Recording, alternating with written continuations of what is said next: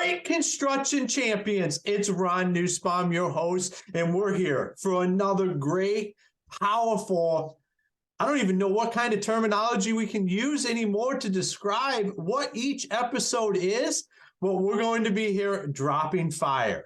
Today, we have Lewis. I've had the opportunity to get to know him over the past year. He's an amazing guy with just straight knowledge. Lewis, it's great to have you here today. Ron, what a pleasure. And I'm glad you gave me the warning there because you dialed it right up to bring the energy. I love it. Well, that's what it's all about, is having some energy and passion. And, I'm super passionate about what we're doing here on Construction Champions. And that's just moving the industry forward, having open door conversations, getting the knowledge out there so guys can go be champions every day of the week in their construction businesses. So, Lewis, why don't you take some time and tell everybody about yourself? Absolutely, yeah.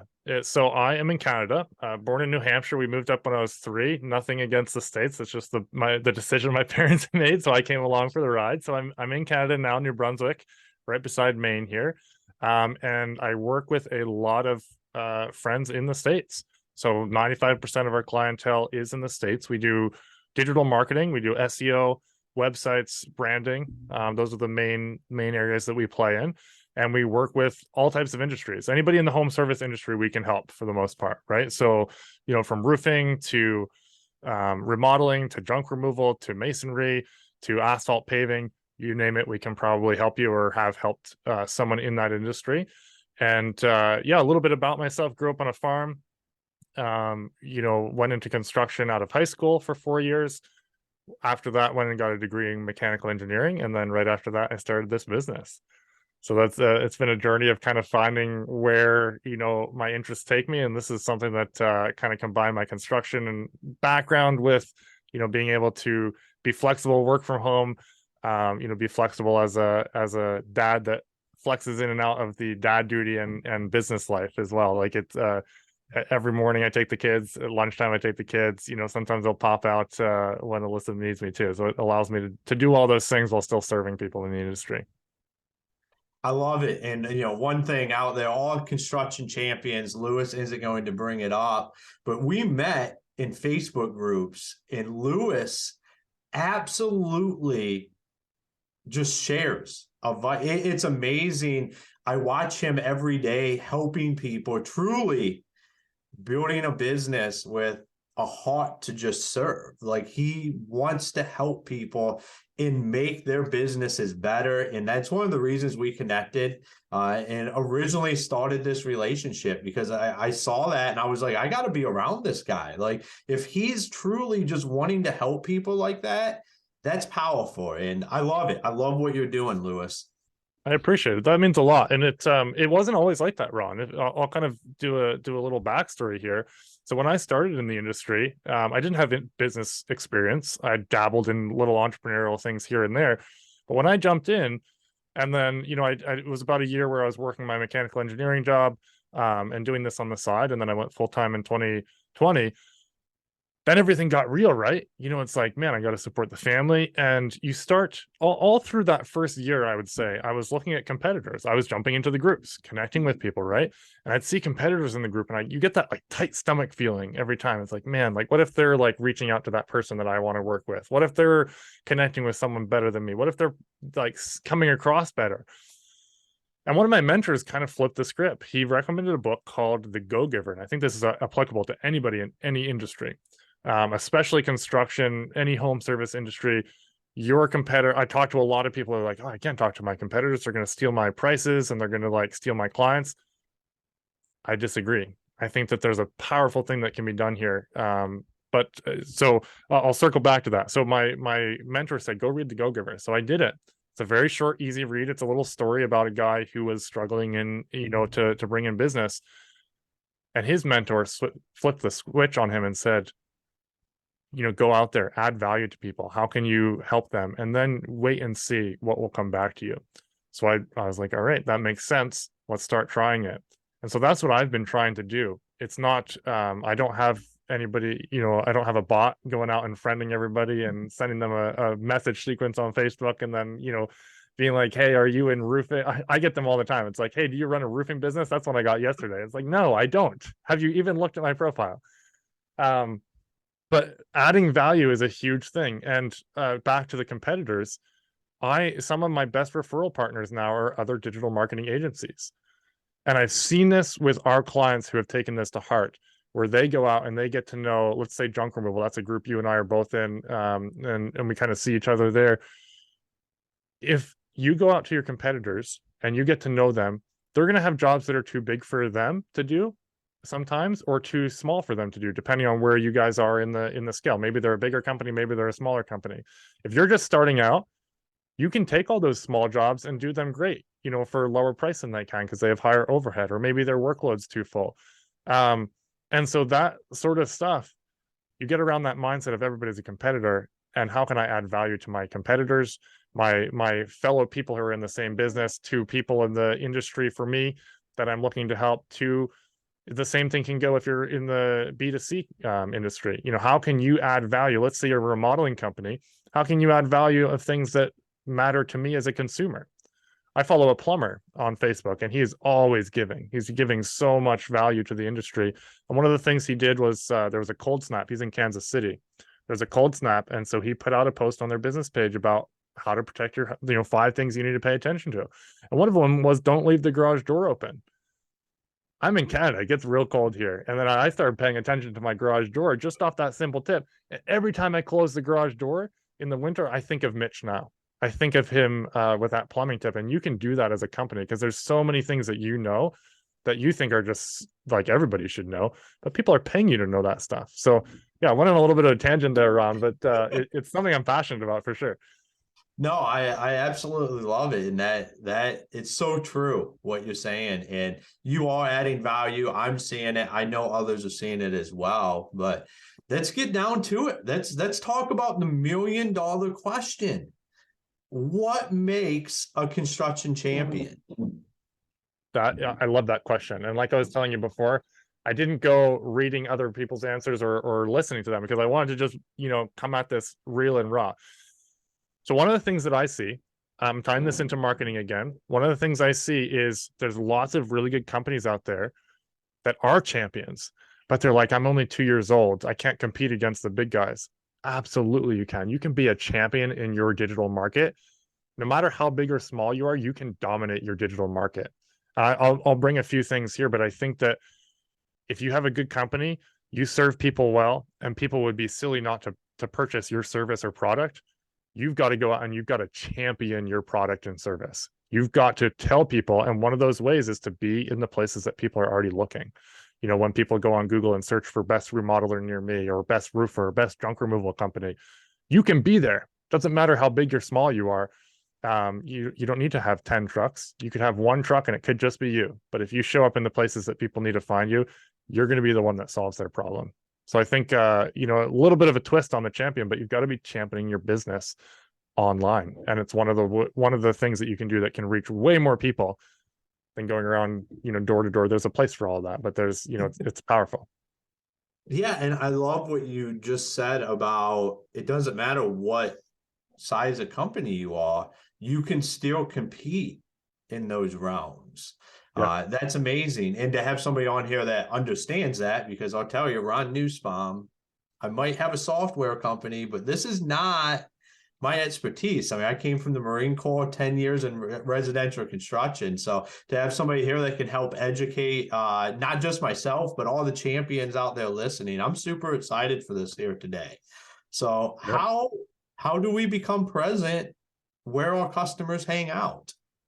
Yeah. So great question. So I'll pull on my experience. And we actually started a junk removal company here. So it's one that I reference a lot. It's one of our big niches we work in, but this can work for any industry. It's funny. The company that we started, Integrity Junk Removal, I'm out of it now running it. We do more of the marketing side, but they're next door in the room next door doing a renovation and a demo for us.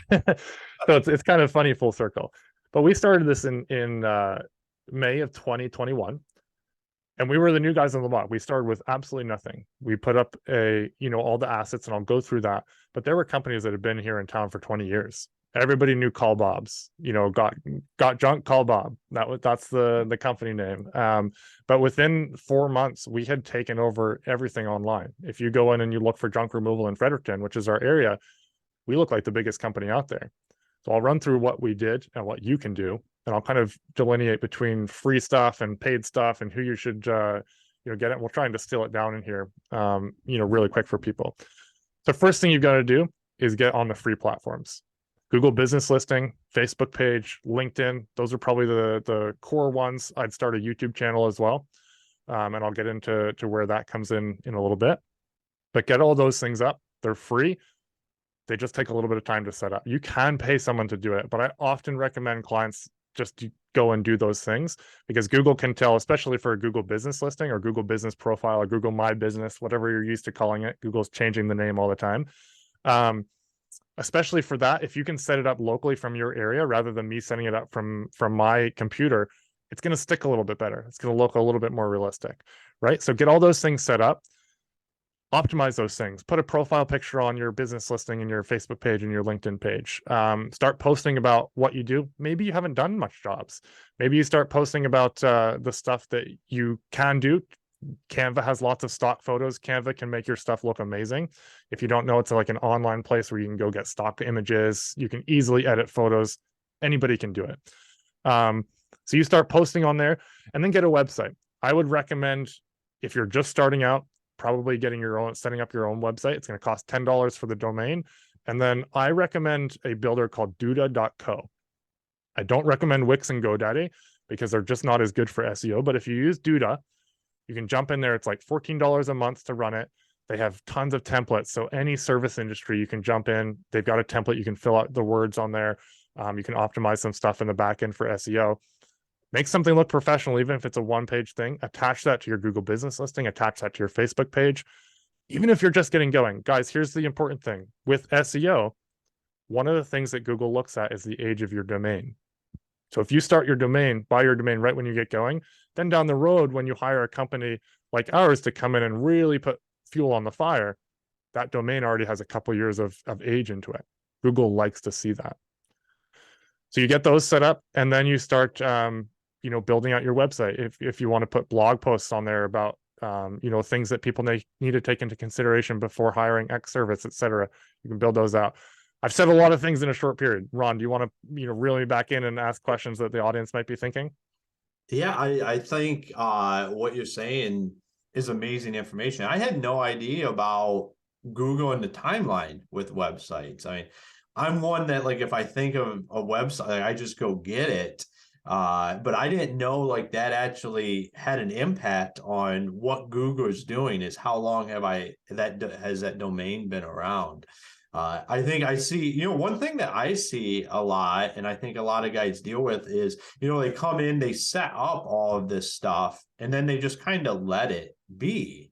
It's not necessarily really doing anything. They probably set up an email address that I think one of the low-hanging fruits, and I could be completely wrong, is email addresses that have to do with websites. I think a lot of time are going nowhere because it's just something that got set up with a website at some point in time. And then people are emailing it, but no one's even getting those emails. Is that something that you see when you start diving into this with owners? Yeah, here's a tip, and this is something we even have run into a couple times with our clients. When I was first getting going, we set up the website, it looked so good, but we didn't test the contact form. Now it's part of our QC process. And because it was a gut punch when an epoxy guy came to me and he's like, how's the website doing? I haven't really seen anything. And I went and checked, and there was like couple of really big jobs that came through. He ended up getting one of them, but that was like, man, oh man, that hit me hard because that's my job, right? So if you set up your website, test your email. I don't know if this is what you're saying, but you can also get a branded email. So let's say it's ronscarpentry.com. You can do ron@ronscarpentry.com or info@ronscarpentry.com. You can set that up with G Suite. It's a Google email product. Really easy to do. They run you through the process, but it does a few things. Every email that you send now is like a business card for your business. Because if it's info@ronscarpentry.com, they're gonna be like, I wonder if I can see more about what he does. They're gonna go to ronscarpentry.com and boom, they're there at your website, right? So Yeah, definitely check your website, make sure the contact forms are coming through, and then an extra step, set up a branded email. This is not financial advice either. I have to couch that like that, but setting up a branded email can actually help you when you're applying for business credit. It's one of the factors that goes into looking at your business credit. Huh, I did not know that either. But I understand the contact form. So we just recently went through this where I have a couple hundred emails that, or a couple hundred submissions that have come through our website, and we're not 100% sure. We're testing some things out. We think it's from the contact us form because we don't have anything. Like, you can go in there and just put your email and submit it, and we get the email, but with no contents to anything. Mm, So I that's something I think a lot of people can just kind of overlook. And yeah. I'm glad that that's part of what you're doing now. Lewis didn't set up our website, so this isn't something that he dropped the ball on. It's something we have dropped the ball on, myself and my team.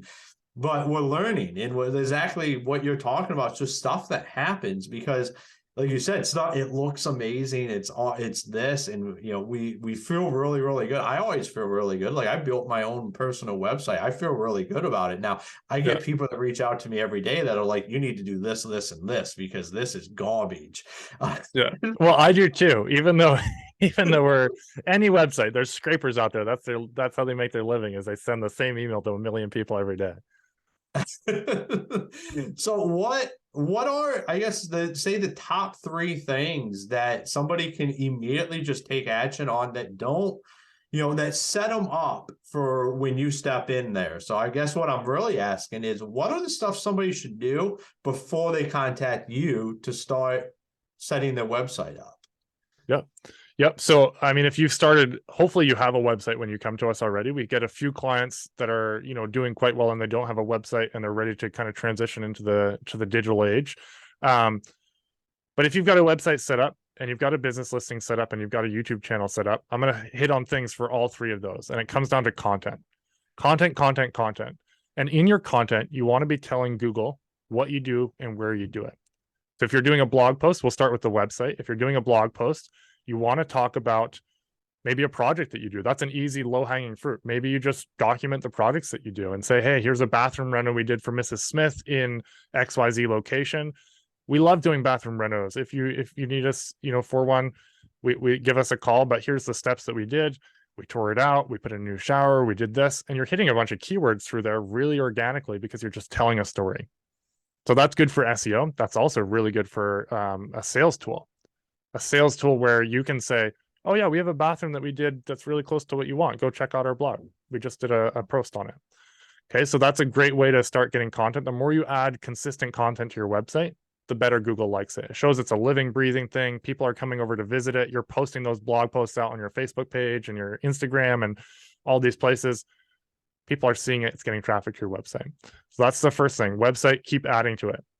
Google business listing, same thing, content. You can add pictures to your listing. You can fill out all the services and products that you offer. You can also do posts.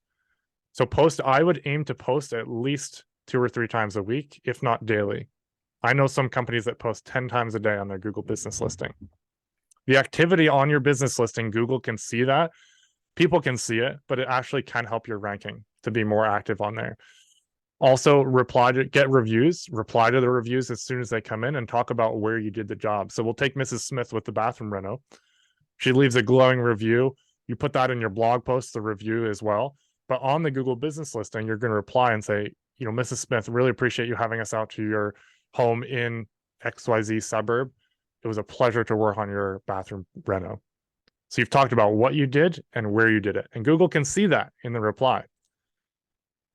Get people to ask questions on your listing, like, hey, do you do bathroom renos in XYZ location? Do you do kitchen renos in XYZ location? And then you can answer, yes, we do kitchens, we do baths, we do full home renos, etc. So the more content you can put on that free platform, the more Google knows what you're doing, and the more people can see the things that you do, and you start showing up better for those. That's the Google business. Does Google then show you to more people the more you're doing that? Is that kind of the reward for doing that? Yes. indirectly, right? So the more info you put up there about what you do, where you do it, the more active you are on there, talking clearly and concisely about what you do and where you do it, the more Google knows what you do and where you do it. And so when people are searching, it matches it up. Google's selfish. Google is selfish, and it wants people to get the best results using their platform so that they stay using it, not Bing or some other search provider. So they're going to match people up with the answer that gets them what they need, so that they're not bouncing around trying to find the person that they need to connect with. So if you can tell Google, hey, we're over here, this is what we do, boom, Google can connect you. So that's really what you want to be shooting for, is this is where we do it, this is what we do.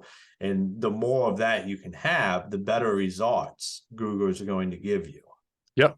Yep. On your business listing, on your website. So in those blog posts on your homepage, talk about your main service areas and your main services.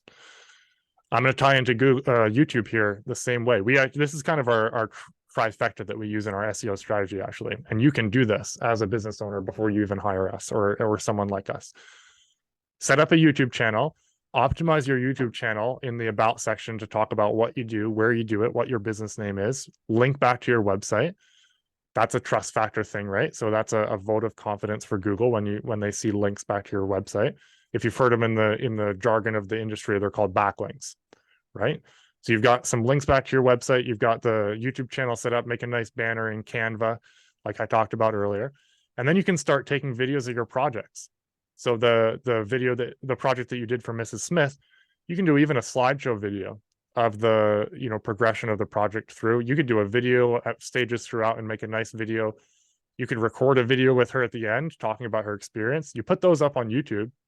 You optimize them to talk about what you did, where you did it in the title and the description. You link back to your website in the description of the YouTube video. And then you embed that YouTube video on the blog post that you did on your website about Mrs. Smith. So now the website and the Google and the YouTube channel are linked together. YouTube's linking back to the website. The YouTube video's embedded on the website, and it's linking back out to YouTube. And Google loves that because you're playing on their product platform.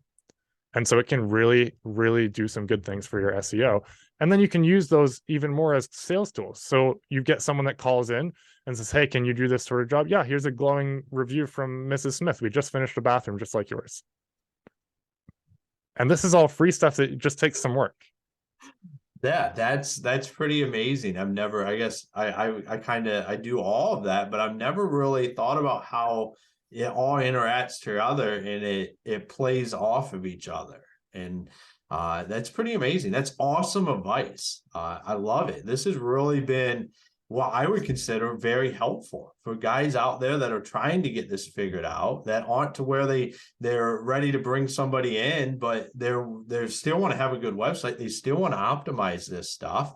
So Lewis, if people were at that point where they wanted to reach out and talk to you, or say they just want to follow you, where would they find you? Yeah, so you can find me on our website at bluecrocus.ca. It's ca, not .com, because we're in Canada. And then you can find me on Facebook as well, Lewis Vandervalk. I think I'm the only one out there. I've had a few impersonators lately, but I'm pretty active on Facebook. And then you can find us on YouTube as well. But if you go to our main website, you can find it links out to everything there too. Awesome. Well, thank you for being here today. I absolutely enjoyed it. You dropped a lot of knowledge. It's going to help a lot of the champions out there. I appreciate it, Ron. Really, really honored to be on here. Thank you. All right, construction champions. It's been another fire episode. Lewis gave us the trifecta of how to get your Google website and YouTube all working together, synced up. So it's talking with each other instead of against each other. And the same thing you should be doing with your competition, as he mentioned in the very beginning. And we talk about on Construction Champions all too often, is it's truly about collaboration in knowing what's going on out there. That's why Lewis is here, because he understands that adding value long-term will reap more benefits than not. And that's what we want to do. That's what construction champions do. So go optimize your websites, your YouTube accounts. If you don't have one, set one up. Get your Google in working order. And if you're having problems with it, go friend Lewis, because I'm telling you, he gives a lot of information out there and doesn't charge anything for it. And like I said, he truly has a heart of a giver. So, construction champions, until next time, go be the champion you are.